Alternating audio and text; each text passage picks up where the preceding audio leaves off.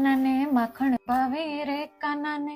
આટલી સજી ધજીને ક્યાં ઉપડી સવારી? ક્રિસમસ પાર્ટીમાં મમ્મી. અરે વાહ, મજા આવતી હશે ને એ પાર્ટીમાં તો. હાસ તો ઓલું શું કે મોટું ક્રિસમસ ટ્રી એ હોય ને અહીંયા, એની જોડે ફોટાય મસ્ત આવે નહીં? હા. તું જા, એનો મને કઈ વાંધો નથી. મારા સવાલના જવાબ આપતી જાય.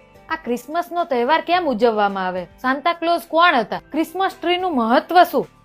કઈ જ ખબર નથી. ફ્રેન્ડ જાય એટલે જવાનું, ફ્રેન્ડ કરે એટલે કરવાનું.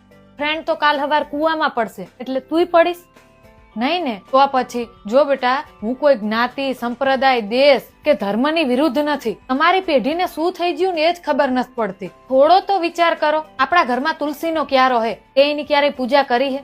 તમે આ ક્રિસમસ મનાવો એના વિરુદ્ધમાં નથી હું, પણ આપણી સંસ્કૃતિને ભૂલો ને અહીંયા વાંધો પડે. તું મને એક વિદેશી એવો બતાય કે જેને રામનવમી કે જન્માષ્ટમી ઉજવી હોય. આપણા અહીંયા તુલસી વિવાહ કેટલા ધામધૂમથી થાય. એક ફિરંગી મને એવો બતાય કે જેને તુલસી વિવાહનું આયોજન કર્યું હોય. બહેનું કોઈ દી?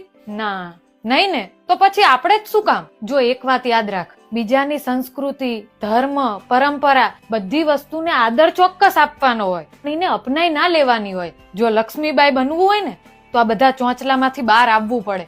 મારી ફરજ હતી માત્ર તને સમજાવવાની, બાકી તું ખુદ સમજદાર છું. અને હા, અમારા ગામમાં એક કહેવત છે કે માને મૂકીને માસીને ન વળગાય.